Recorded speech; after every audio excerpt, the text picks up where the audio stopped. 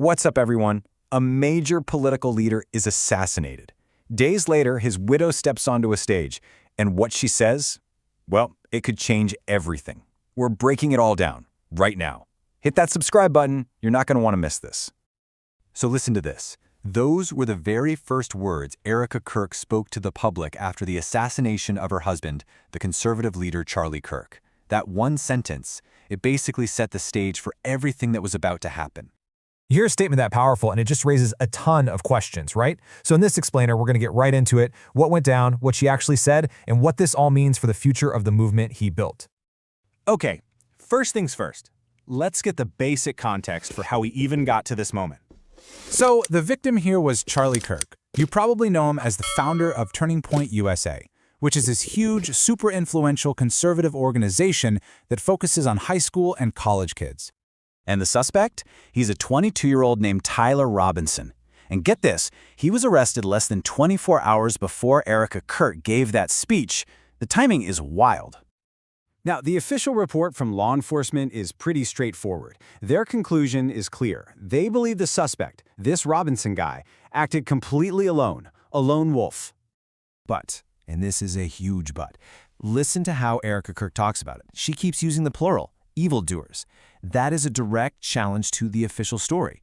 It suggests that inside the movement, they think this was a much bigger conspiracy, not just one person.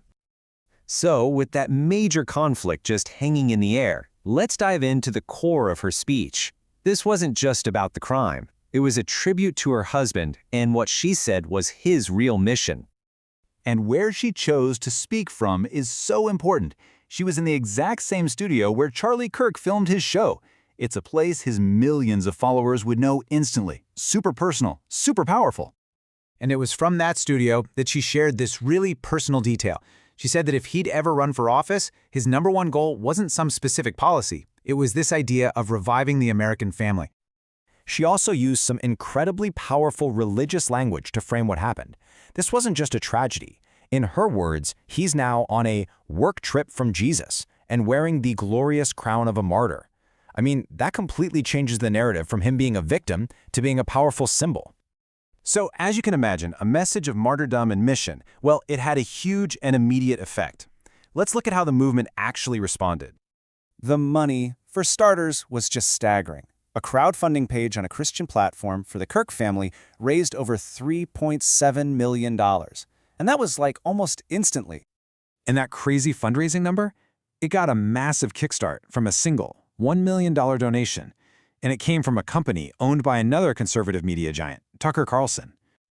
Now, just to add a little financial context here, it's worth pointing out that according to the site ValueWalk, Kirk's estimated net worth when he died was already reported to be around $12 million. And the support wasn't just financial, it came from the very, very top. Donald Trump called Kirk legendary and even said he could have been president. I mean, that really cements his status within the movement.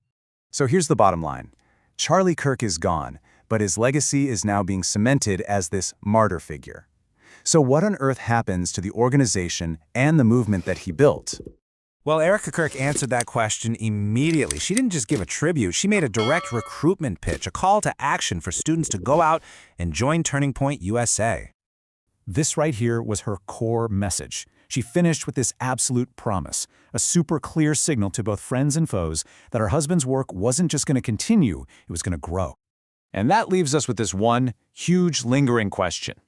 Losing a leader is one thing, but creating a martyr? That's something else entirely. It can supercharge a political movement, galvanize people, and change its entire DNA. So what do you think? What happens when a leader becomes a martyr? Drop your thoughts in the comments below. And hey, if you want more explainers that cut through the noise, make sure you like and subscribe.